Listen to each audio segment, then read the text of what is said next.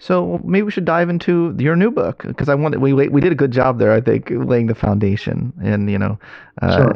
for your latest work, your latest Yeah. masterpiece, The Pattern Seekers. So the main thesis of this new book is that the genes for autism perhaps drove the evolution of human invention, even going back 70, 80,000 years ago. Because, of course, but my listeners may not know this, but there's this big bang of cultural explosion that we see, in humanity that has been not fully explained yet. Jeffrey Miller has hypothesized sexual selection, right? And Sure. people have their different theories about what it Mm. was. I'd love to hear your thinking on and how perhaps the genes for systematizing and autism might have played a role there. Sure. Um, so, in my book, I kind of look at invention and arguing that there's a link between, I think it's uniquely human, the capacity for invention, and autism. And on the face of it, it doesn't seem like there should be a link. Autism, as we've been describing, is traditionally viewed as a disability. Invention is almost like the crowning achievement of our species. Yeah. If you look around the planet, what characterizes Homo sapiens seems to be our kind of unstoppable capacity for invention. Here we are talking through Skype, an invention possibly invented by somebody who had a lot of autistic traits, a man in Denmark. Um, Hmm. but anyway, our whole environment, I've got my cup of juice here, and I have my pen here, and all the things around us are just kind of inventions. When you start looking at it, Is that they're apple everywhere. juice? Is that apple juice? Oh, well, that's actually orange juice. I was Uh, like, what is that?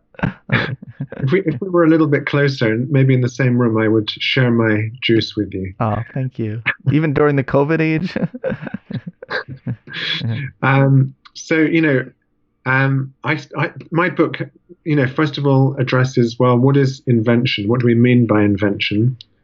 And I take as my starting point the archaeological record. Hmm. When do we see the first signs of invention? And some people argue that because our ancestors, before Homo sapiens, there was Homo habilis, Homo erectus, even the Neanderthals, they were using stone tools. So do those things count as invention? They were using stone rocks like a hammer to crack a nut, or they were making their own axes out of stone Hmm. to cut or to you know um, to slice or to scrape in different ways. So simple tools with limited number of functions. But do those count as inventions? Well, I sort of see those as we could argue about whether those are inventions, but they seem to be quite limited. Yeah. And then around 100,000 years ago to 70,000 years ago, Homo sapiens is on the scene, Yeah. and we see this kind of explosion of new inventions. And just to give you a couple of examples, 70,000 years ago, we see the bow and arrow, which I argue is a complex tool, Hmm. not a simple one. And we see other amazing things like the first jewelry, which was a necklace of bead shells, and the first musical instrument, which was a flute made out of a bone, a hollow bone. And in each of these cases, you can sort of see a particular logic that must have been in the minds of the person who invented it. And I argue that there was a new circuit in the brain, which I call the systemizing mechanism, which allowed us to look for these new patterns in the world. I call them if and then patterns.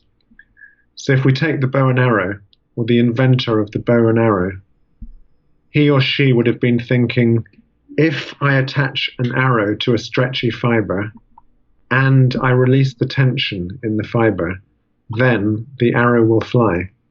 So it's if and then. Sure. Or if we take this kind of first musical instrument, the inventor would have been thinking, if I blow down this hollow bone and I cover one hole, then I get a particular note. But if I blow down the bone and uncover the hole, then I get a different note. And what we're basically seeing is human beings experimenting, doing little experiments, using this if and then logic. And my thesis is that this derived from a new mechanism in the brain. It was like a revolution in the human brain. That other species, our ancestors, and other species living today, chimpanzees or birds or dolphins, no other species has got this kind of capacity for looking for these logical patterns, if and then patterns. And that's what's enabled, unstoppable, I call it generative invention. We don't just invent once, we're generating non-stop.